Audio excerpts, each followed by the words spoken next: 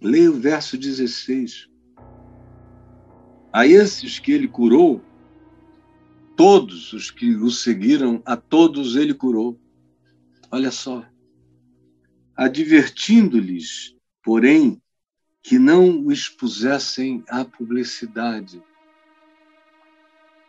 Em momento algum, Jesus disse que a publicidade era fundamental para que o reino dele se manifestasse na terra. Publicidade, ele nunca disse isso.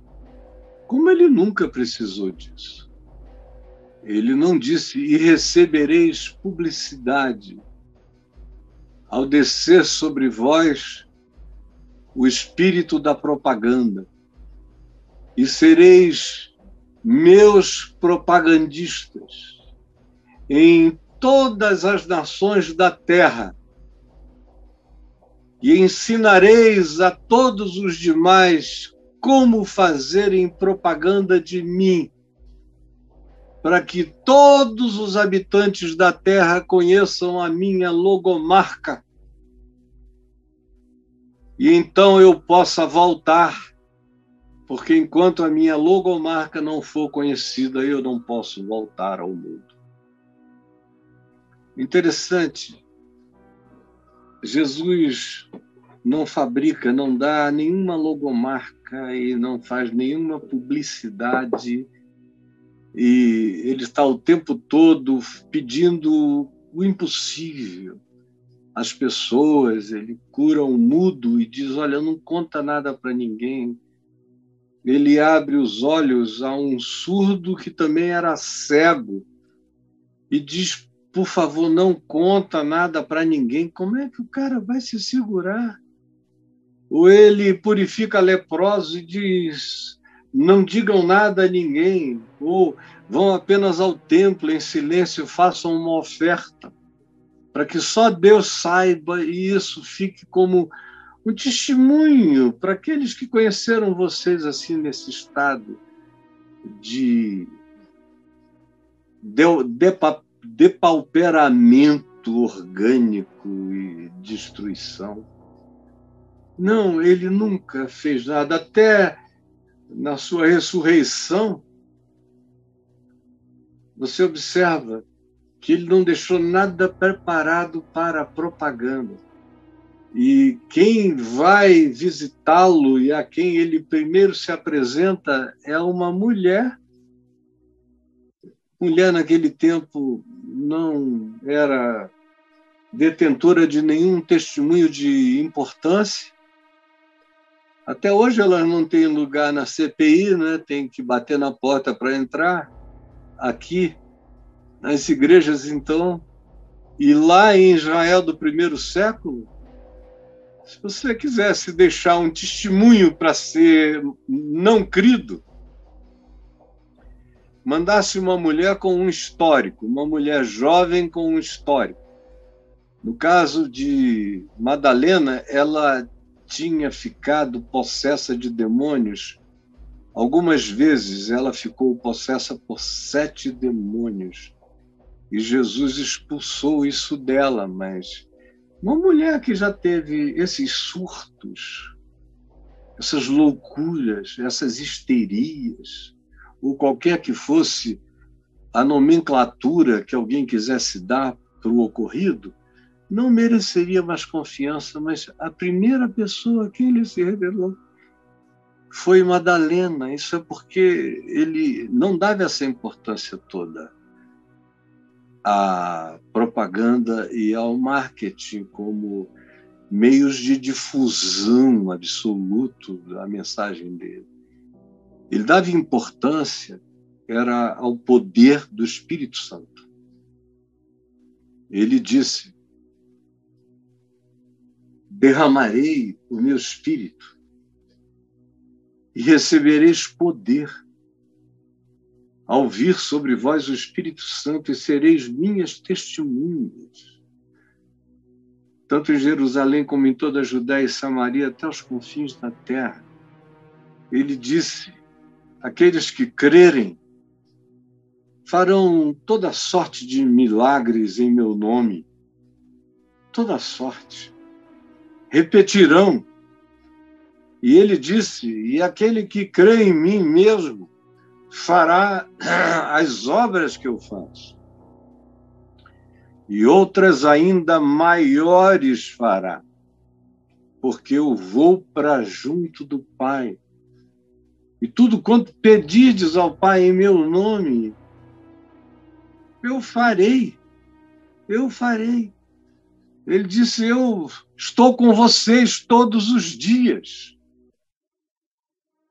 Vocês podem ter certeza, eu recebi poder sobre os céus e a terra e estou com vocês e dou e transfiro poder, assim como o Pai me enviou, eu também envio vocês.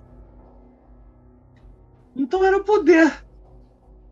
A publicidade era a verdade, era como um garotão, uma história que eu já contei algumas vezes, um garotão muito assim, cheio de ímpetos, que foi fazer um curso fora e depois um mestrado numa universidade nos Estados Unidos, na área de promoção e divulgação do evangelho e missiologia, isso e aquilo.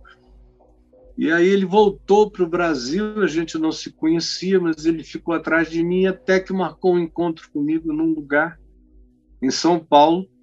E aí ele chegou lá e me apresentou lá uma carta que ele tinha de um cara nos Estados Unidos, muito conhecido à época, e aí me disse que também tinha dinheiro, que as organizações tais e tais tinham dado não sei quantos milhares de dólares para ele divulgar o nome dele, fazer a melhor publicidade, que ele já estava contratando os especialistas, porque ele queria ser conhecido no Brasil como eu era conhecido, e ele queria ter o mesmo impacto que eu tinha. E nós estamos falando de mais ou menos 1988, 89 no máximo, por aí. E ele falou, aí me perguntou: como foi que você fez para que você tivesse tanta publicidade? O que foi que você fez?